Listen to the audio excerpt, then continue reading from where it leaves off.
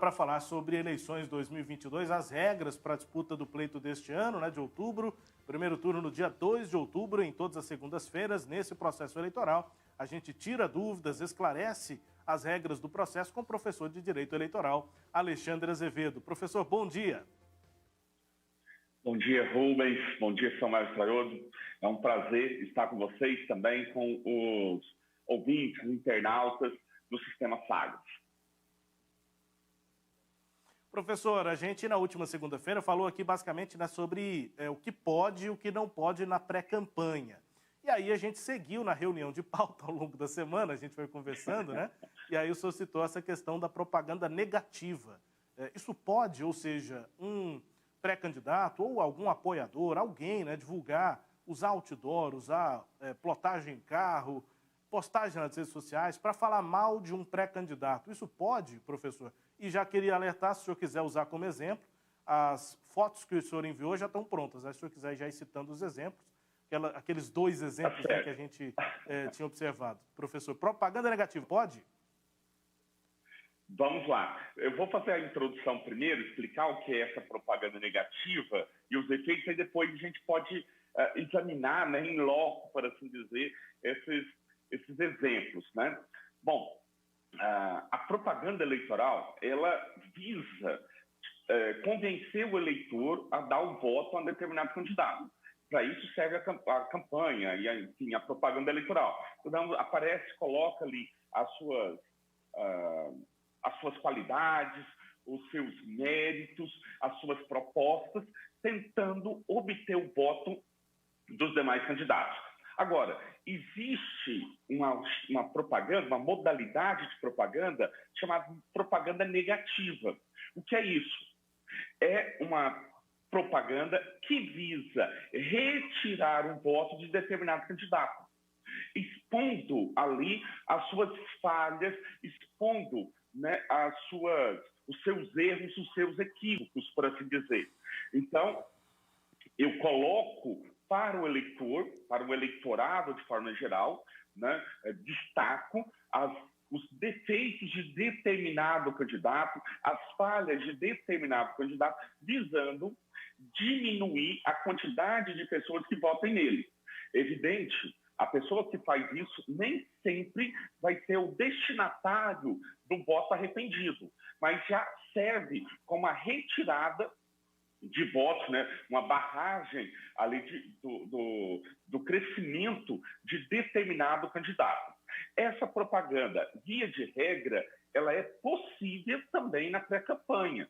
Tá? Eu não posso pedir expressamente o voto, mas eu posso pedir que alguém deixe de votar em outra pessoa expondo ali as falhas. Sim, isso pode ser feito. Qual é o problema? É a forma como isso é feito. Toda a propaganda eleitoral ela tem que respeitar a legislação. Então, Samuel vai lembrar bem disso aí, o Rubens Salomão também vai lembrar disso, de campanhas lá atrás, na primeira campanha eleitoral que o Marconi Perillo venceu a eleição, e algumas campanhas subsequentes também, em que se utilizou do personagem Nelson da Capitinga, né, e para falar do dinossauro, né, uma forma de atacar o Iris Rezende. Por exemplo, hoje, esse tipo de propaganda não seria permitido porque viola o Estatuto do Idoso. Né, ele está se relacionando o idoso com o dinossauro, né, ali quase no limiar de uma discriminação. Tá? Essa propaganda negativa, e aí eu peço para colocar, se for possível colocar aí alguma delas, elas utilizam meios de outdoor. Né? O outdoor é proibido durante a campanha. Se ele é proibido durante a campanha, ele também não pode ser utilizado na pré-campanha. E aí a gente tem um primeiro exemplo, né? Lá em Uberlândia, bandido bom não é bem-vindo. Beleza. Até aí estaria tranquilo. Né? Bandido não é bem-vindo. Não relacionaria com ninguém. Mas aí coloca aquela imagem que nos protestos, né, se relaciona ao candidato, o ex-presidente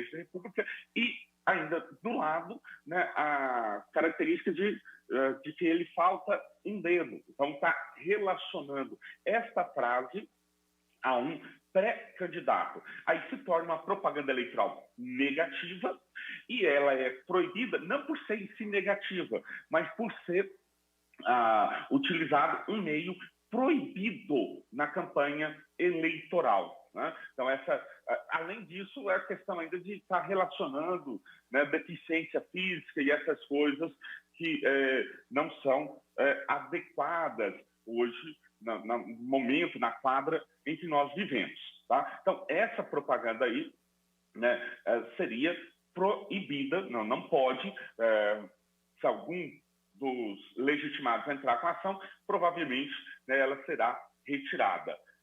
Quiser ir para a próxima também, a gente já examinar, ou quiser fazer perguntas, estou à disposição. Vamos lá para a próxima, se possível. Professor, tem uma questão só em relação a... a gente segue para o próximo exemplo, mas antes disso, né? E descobrir quem é que fez a propaganda, porque aí o senhor diz, tem que retirar. Mas aí a punição é só essa, tem que retirar? Porque esse é só um exemplo, tem muitos outros de vários lados, viu? Mas e aí, só retirar é a punição? Dá para... A justiça tem que tentar encontrar quem é que colocou isso lá, porque a gente volta também na segunda-feira passada, muitas vezes isso é feito por apoiadores de um pré-candidato ou de outro, e o pré-candidato mesmo, a campanha, a pré-campanha, nem sabe que isso está sendo feito, não passou por ela. Então, assim, tem que se buscar quem fez para algum outro tipo de punição, ou a punição é mesmo retirar, derrubar o outdoor, enfim? Bom, primeiro é retirar, né? E aí tem a empresa. Vamos imaginar que essa empresa seja uma empresa registrada, um outdoor legal, por assim dizer, né? Então, tem como se saber qual é a empresa detentora do outdoor, né? Determina a retirada desse engenho e, ao mesmo tempo, já descobre, já pede a essa empresa para que forneça a pessoa, né, responsável pela feitura do outdoor. Se tiver ligação direta com o candidato ali, aplica-se multa tanto à pessoa que fez quanto ao candidato. Se não tiver ligação, aplica-se multa ali ao candidato, de 5 mil a 15 mil reais. Esse é o valor aí, né, da só para quem está sanção. Sim, só para quem está com a gente em áudio, né? A gente está nesse momento analisando, o professor apresentou essa análise em relação a um outdoor que é em Uberlândia, bandido não é bem-vindo, e uma caricatura ali, né, que representa o ex-presidente Lula e também uma representação da mão, né, sem um dedo. Então, esse é o caso. Agora vamos para o próximo caso, aí já faz referência ao pré-candidato contrário nessa polarização que a gente vive, professor. A imagem, então, desse outro outdoor aí está na tela, também para análise do senhor, muito difundido, digamos assim, muita gente aí, a gente tem até quem assina, né, professor? Tem quem assina, mas durante a pandemia muita gente, a gente viu esse outdoor em muitas partes do país, professor. Isso. Essa aqui foi aquela mais descarada, para assim dizer, né? Fez, falou, olha, sou eu quem estou fazendo.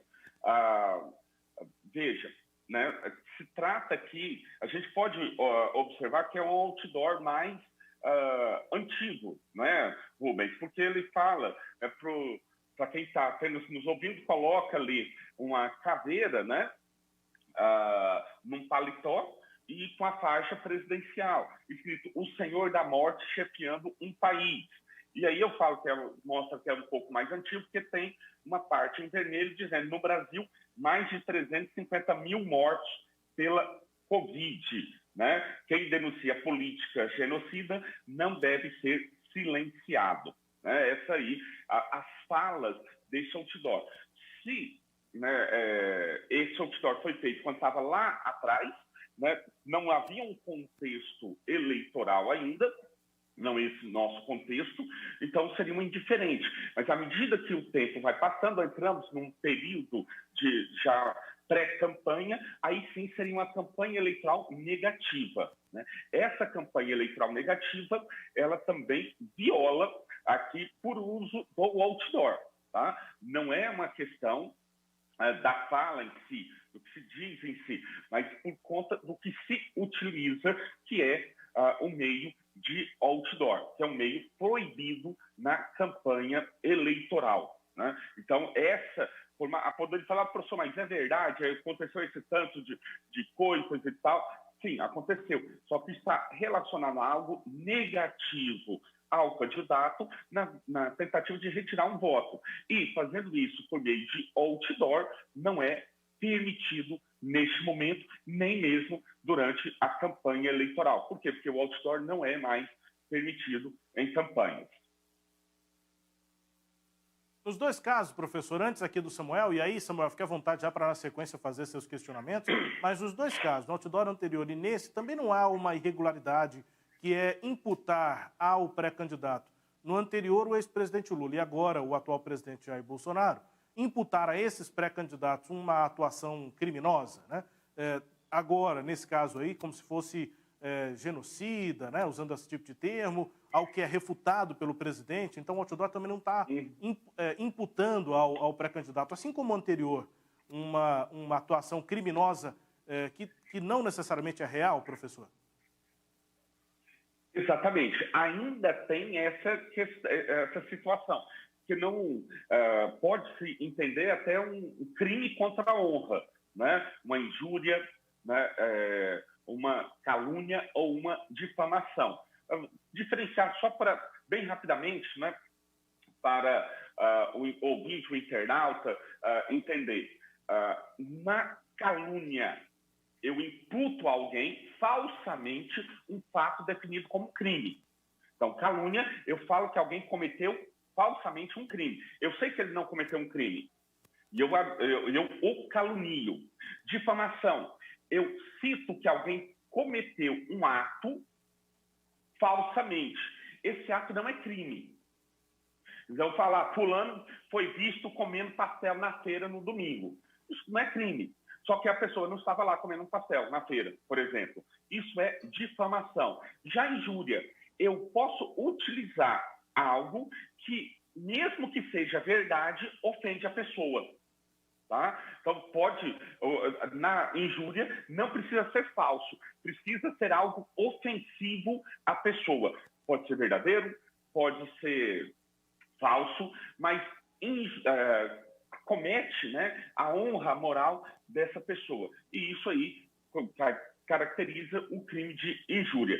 No caso, o Samuel, esses dois outdoors, eles sim podem caracterizar crimes contra a honra, né? Alguns casos, calúnia, outros difamação, mas também o crime aí de injúria, mesmo que seja verdade, né, ofende a pessoa.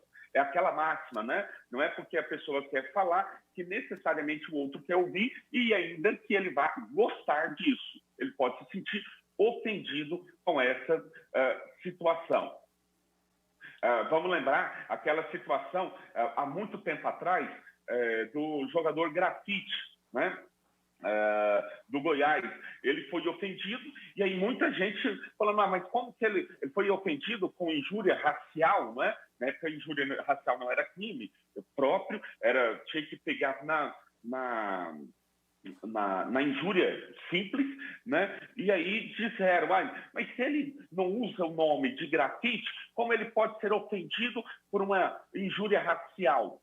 Ora, não é porque ele tem esse apelido, que ele utiliza esse apelido, que dá-se o direito dos outros de ofendê-lo pela sua cor. Não é isso? Então, na injúria, ainda que seja verdadeiro, pode causar algum transtorno, né, à honra dessa pessoa e ser punido por esse crime. O ofensor, né? Professor, bom dia. Eu gostaria aqui de entender um aspecto quando se trata aí a questão propriamente em relação ao tratamento, por levar em consideração aí casos envolvendo pré-candidatos à presidência da República, o tratamento é diferenciado, vai lá para o Tribunal Superior Eleitoral. Justamente pela característica ou pela natureza do cargo, professor, que há essa distinção do tratamento dado candidatos à presidência da República, análise do TSE e os demais casos nos âmbitos aí dos tribunais regionais eleitorais? Também, né? Bem lembrado, Samuel, como se trata de propaganda de presidente da República, regra é que a ação é proposta perante o Tribunal Superior Eleitoral.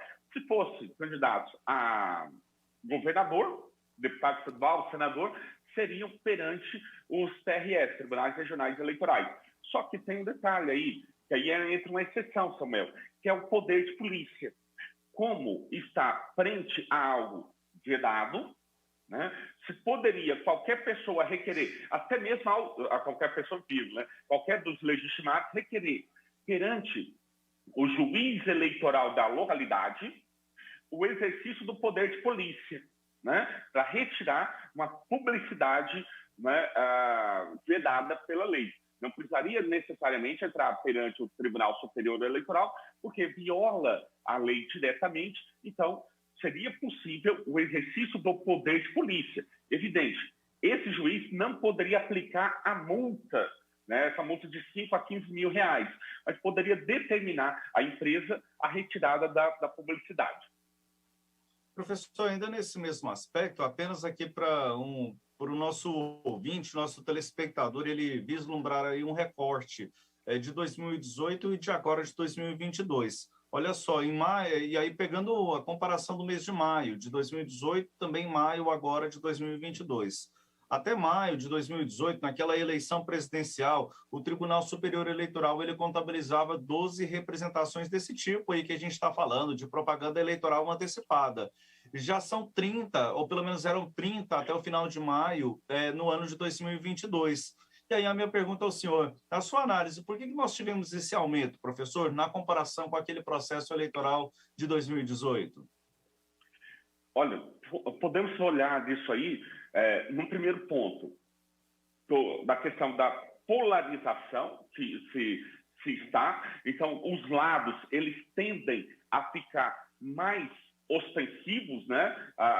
Mais briguentos, por assim dizer, né? De um lado. Do outro lado, nós podemos ver candidatos que estão tentando chegar, e aí nessa tentativa também vão se fazendo, cometendo mais ilícitos e, ao mesmo tempo, tentando, né, ali, de todos os lados, impedir o crescimento dos outros. Eu reputo mais isso aí. À medida que vão vendo essas propagandas, né, sendo feitas de um lado, o outro também vai fazendo e algum outro lado ali tentando impedir, seja judicialmente, que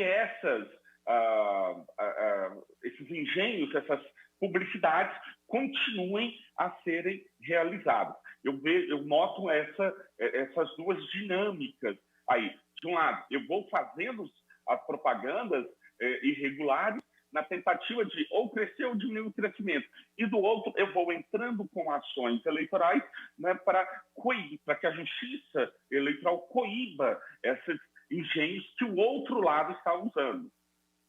Embora, né, o meu lado também, um exemplo, o meu lado também os esteja utilizando. E aí acaba que ambos os lados cometem os ilícitos e ambos os lados procuram o poder judiciário para impedir ou punir o outro adversário.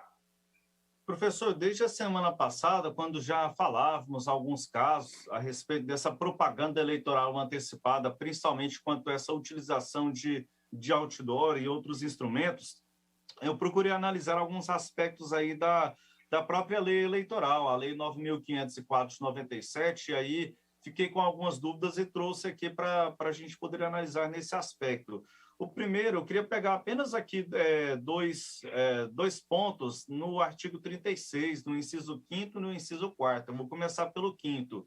O 5º, ele diz o seguinte, lá do artigo 36A, foi uma alteração legislativa que ocorreu recentemente, e aí nesse inciso 5º desse artigo diz que a divulgação do posicionamento pessoal sobre questões políticas inclusive nas redes sociais. E aí, então, isso é permitido. Mas aí eu pergunto ao senhor, qual é o limite dessa divulgação? Porque o inciso aqui ele deixa aberto.